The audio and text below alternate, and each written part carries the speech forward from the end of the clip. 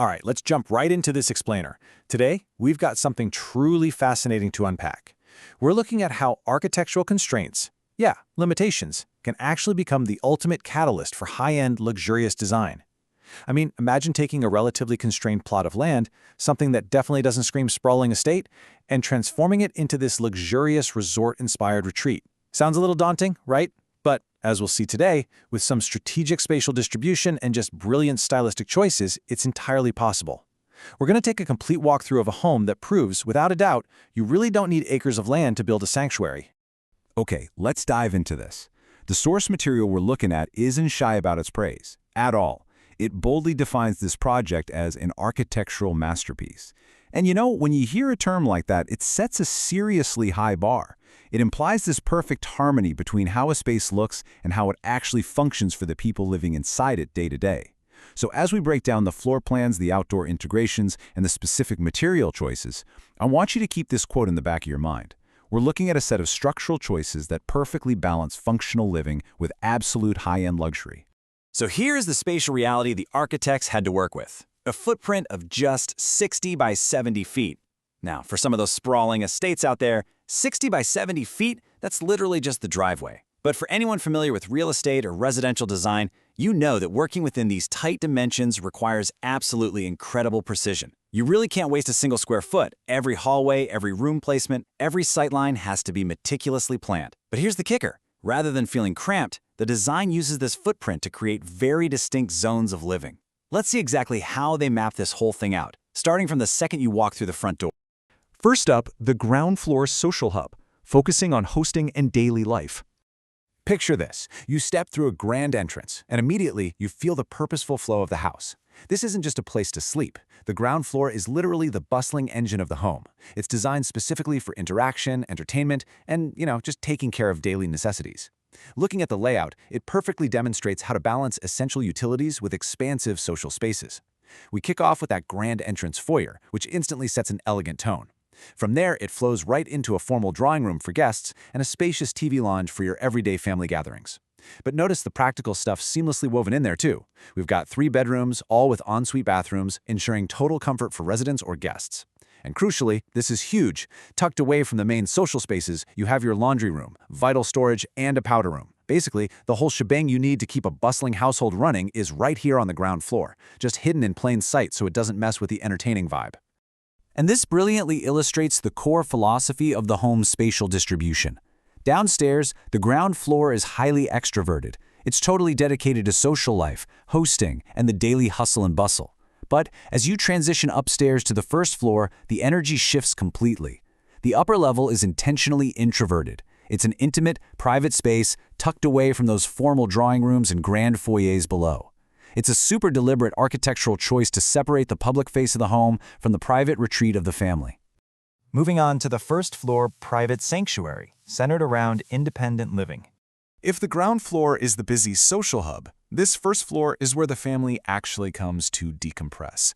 The architecture itself encourages a much slower, more relaxed pace. It's entirely designed around this concept of independent living, creating a secluded haven right within that larger 60 by 70 footprint.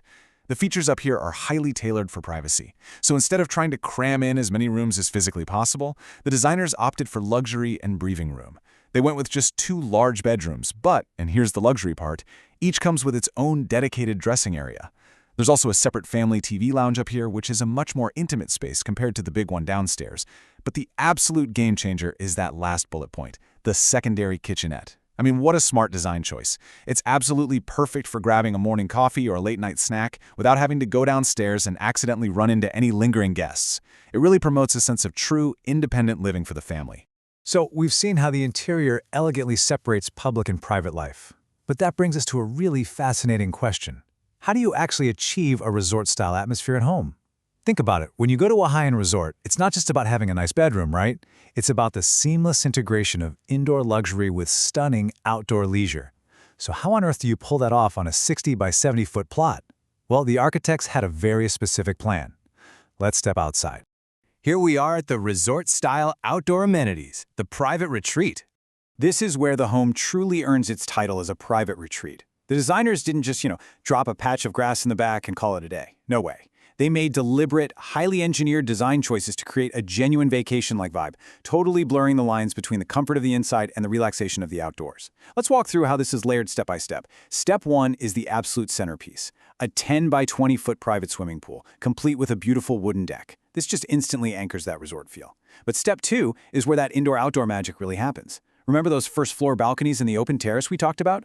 They are specifically positioned to overlook the pool. So even when you're chilling upstairs in your private sanctuary, you're visually connected to the water.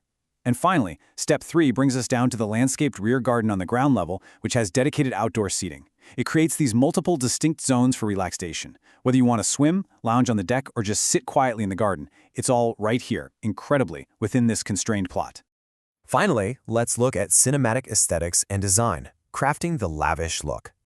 Now that we've got a handle on the floor plan and those incredible outdoor amenities, we need to shift our focus to the visual layer. Because, let's be honest, it's one thing to put a pool and a nice lounge in a house, but it's another entirely to craft the kind of lavish curb appeal that literally makes people stop and stare. Let's look at the materials and aesthetic choices that give this home its unique identity. The source text repeatedly uses this phrase, cinematic quality, and here's how they define it. It's a lavish visual appeal achieved not by accident, but through a very intentional combination of 3 key things: modern materials, structural transparency, and architectural lighting.